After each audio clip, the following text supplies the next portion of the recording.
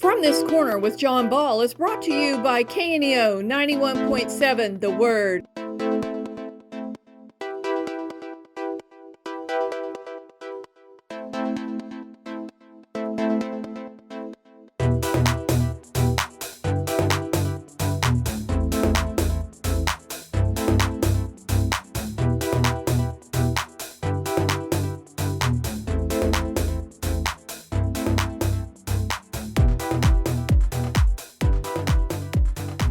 Welcome to From This Corner. I'm John Ball. From This Corner talks about all the good things that go on in Neosho in southwest Missouri. And to that point, I have Paul Richardson with us. Paul is the guy that is the event planner for the Fall Festival in Neosho. How long has the Fall Festival been going on, Paul? Since 1969. That was the year of the first officially named Fall Festival. There was festivals before that, harvest festivals and various things, but the first one officially named Fall Festival was 1969. Okay, and as I remember, that was really down in Big Spring Park. Yeah, early on it was, and that park is, as many people as we have now, that park's way too fragile to put that kind of foot traffic in there. We don't want to tear up a beauty point with 10,000 people. No, we really don't. And then we've gone to Morris Park. We've gone a couple of different places, but we've kind of settled our home is in historic downtown Neosho. Right. We've tried different things. This year we're back completely, entirely within the historic downtown district. Well, now, Fall Festival's been kind of like a lot of other things. It's gone waning because of the pandemic and things like that. But, hey, we've got 150 vendors this year. We had 120 vendors last year with the pandemic. And a lot of them were smaller vendors. This year the vendors are taking up more space, so all four sides of the square will be occupied with vendors. North Wood Street will have vendors, but they will be the fine arts will be on North Wood. West Main will have some vendors. All the political groups are grouped together basically on West Main. So those that are, not in the business of vending to sell and make money necessarily for a livelihood will be there. The History Alley will be back this year. It was not there last year, so it's back this year. It's a smaller History Alley because we still have some people holding out. A lot of those people that exhibit in that are older people, and they're a little bit more cautious. Some of them are about being here, and we lost some of them. I have vendors that I have had for the last 5 years that are gone now. They're just not here. So we've got some new vendors. We've got a lot of returning vendors. If it's a returning vendor and you're coming to the festival, we try to put everybody back in the same spot where they've always been. So that makes it easy for their customers to find them. So we've got things on North Washington, East Spring. There'll be a tractor display on North Washington. On East Spring will be Derek Rice. Has always been down to Lampo in the past. He's going to be set up right there on East Spring at the beginning on the lead in to where you can go into History Alley and doing his chainsaw wood carving.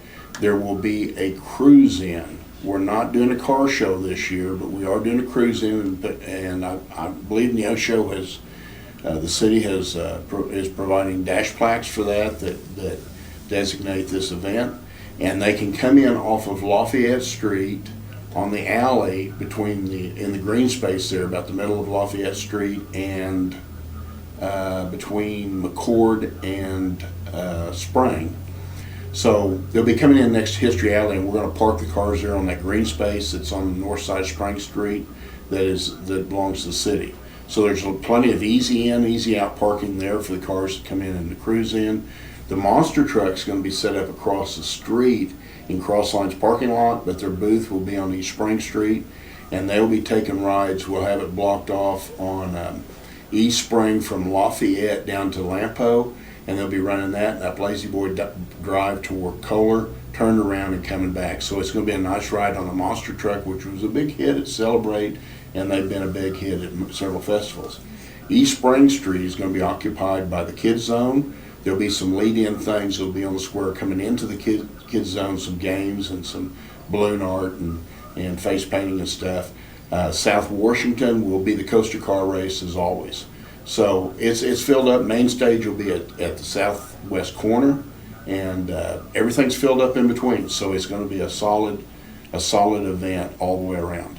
Well, we're talking about on October the 2nd, which is a Saturday. It's going to start at 10 in the morning and go until 6 in the afternoon. And I guess we could just say it's going to be a huge block party. Yeah, it is. That's exactly right, and it is 10 to 6.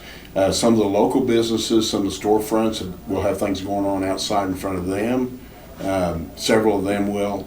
And then there's going to be some things. I think Sam Seller's having something behind their building in the parking lot there next to the Fine Arts Row. And everybody's getting involved this year. Well, I think it's just great because everybody wants to get out and get around. Hey, right now, knock on wood, looks like the weather's going to be really nice. It does. It looks like it's going to be good. One change this year, we've normally had an information booth on the northwest corner of the square.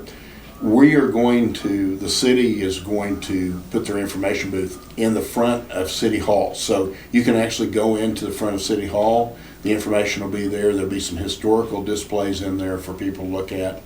And if you need any information or you need guidance or first aid, that would be the place to go. Well, I tend to walk a lot in the park, and there are people literally from all over the country that come to see Morris Park, come to see what's going on in Neosho, and I get a chance to share with them some of the history. And if you don't know the history of the city of Neosho, there is some magnificent history that dates all the way back to the Crowder days. I started to say Crowder College, but Crowder College was formed because of the officers' training billets that were there. Those were the very beginning buildings for Crowder College, and it goes from there all the way up to Thomas Hart Benton days. We've had all kinds of different things that have gone on there, and there's some pretty good artists in the city, isn't there? Yeah, there is. And you just talking about the history, it goes way back to the mid-1800s. We've got solid history around town that people can find on that. But yeah, there's some really good artists here. Jeff Jones is located here. Of course, Doug Hall is south of town. He doesn't really set up a booth in Fall Festival, but while you're here for Fall Festival, if you're from out of town, go down south to Doug's Gallery and check it out, because that's another great artist. But there's going to be other great artists. Jeff Jones has a history with a lot of artists across the country because he had a big history down at Silver Dollar City in the pottery business, and so he's bringing in fine art artists from all around that he knows, friends of his that he has acquaintances with. And so there's everything from painting to sculpture to pottery. So there's a lot of nice fine art that's going to be displayed there. And then we've got a lot of good crafters, maybe people that's not fine art, but it's their form of art that will be on display here. And then we've got a lot of returning vendors. There's some direct sales vendors. There's some other vendors that are not really classified, but they're there and they're bringing something to the event, and it's going to be a good time for everybody that attends, and plenty to go on. Plenty of food vendors. We have everything from the traditional barbecue to Chinese to Mexican and Tex-Mex. Full range of food there. Homemade. What do I want to say? Root beer. Mm-hmm. Of course, Billy Jacks will be here this year. Yeah. And then we have ice cream. And then we did limit certain things this year. So over the years, as I've done this, you build a festival, you start out a lot of times kind of free form and let the market take care of itself. Well, eventually you get to a point that you can start saying, okay, I'm going to limit. Now we're at that point. We were at that point last year, and we did. So like kettle corn, we've got 4 kettle corn vendors, 1 per side, and then we stop there, okay? And we've only got 1 or maybe 2 funnel cake vendors. A lot of the local civic organizations are involved. So like one of the funnel cake vendors is the Exchange Club. The Knights of Columbus is involved. Kiwanis have a booth, and they're one of the kettle corn vendors. The Shriners have a booth. So there's a lot of the civic organizations are represented well also at this event. Many, many years ago, back in the old days of the, quote, sidewalk sale, which was much like what you're talking about, literally every civic organization showed up, whether it was barbecue chicken, whether it was a pancake feed, Right. regardless of what it might have been. So we'd like to invite everybody to come out, if you just want to stroll around and maybe stop and get some homemade root beer, that wouldn't be a bad idea. Right, and there's plenty of stuff to do where you can come and spend the day. So there's going to be cars to look at, tractors to look at, exhibits down in History Alley, as well as all the vendors on the square, the coaster car races. We've got 5 bands.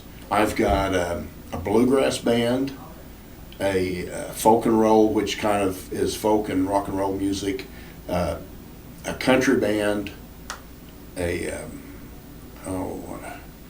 guy doing Jimmy Buffett. Jim Graham and the Concrete Speed Buns will be kind of a Jimmy Buffett band.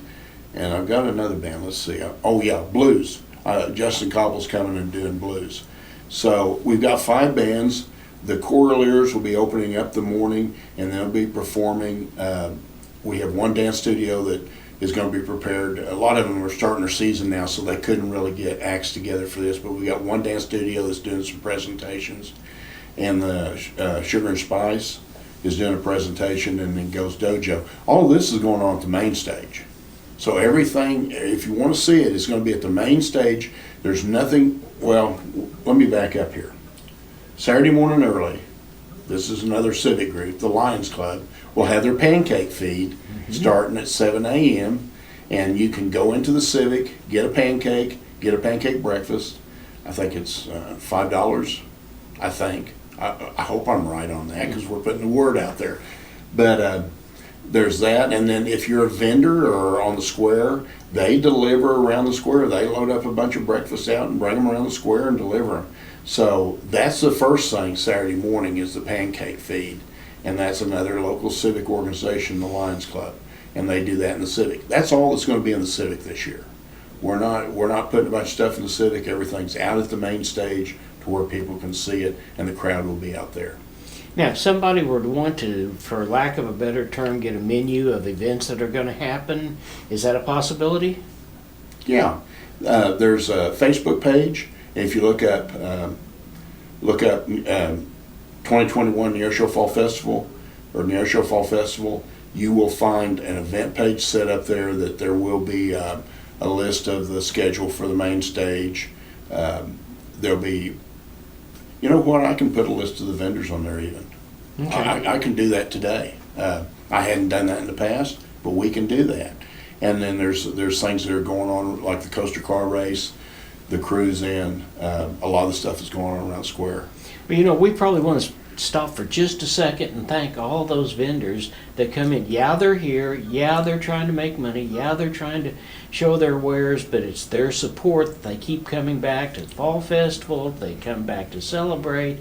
They come back to the Newton County Fair. Right. They're always there, and they're here to provide some entertainment for the folks in Neosho and to realize how fortunate we are to live in Southwest Missouri. Right. I've been doing events for a long time.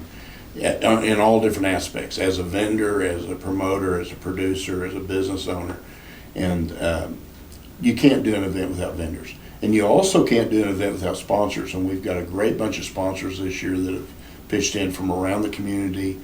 McDonald's, Lyra Heating and Air, K&S Wire. We've got a huge, and all of them are shown, they are listed on that event page on Facebook.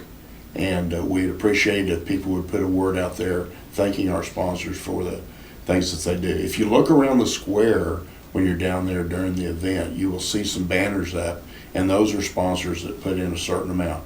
The base for that, getting that banner and some of the other marketing that they got was $1,000 contribution. So we've got, those sponsors are represented by those banners, and then we've got other sponsors, and their money is just as important. And we've got a variety of sponsors: Magdaleno, Pest Control, Iowa, In Your Face, the billboards around town that belong to Debbie and Marvin Majors. And I should have brought that list with me, and we should have gone through it, every one of them. But a great bunch of sponsors, and they are on the Facebook page. So it's going to be October 2nd, and it is going to be from 10 o'clock in the morning on the historic downtown Neosho, a block almost all the way around either side. Starts at 10, and it's going to be over about 6 o'clock. Come on out, bring your family, just kind of walk around, see people you haven't seen in a while. Yeah, and there's seating provided around there too. Every once in a while, you'll find that in the middle of the street, in that middle line of vendors, there'll be a picnic table set up to where you can sit down, relax, eat your food, and visit.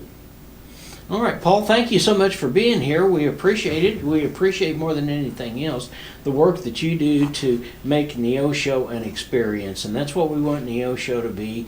And I think we're going to be seeing more and more of that as the 49 corridor gets ready to open up before too long. I think we're going to see a lot of people, don't you? I think so, and it's important. I mean, not everybody's going to move here. We know that, but man, we'd love to have them come and visit, spend the weekend, and enjoy the city with us, and then we'll look forward to seeing them again the next time. You bet. Thanks, Paul. Appreciate it. You're welcome.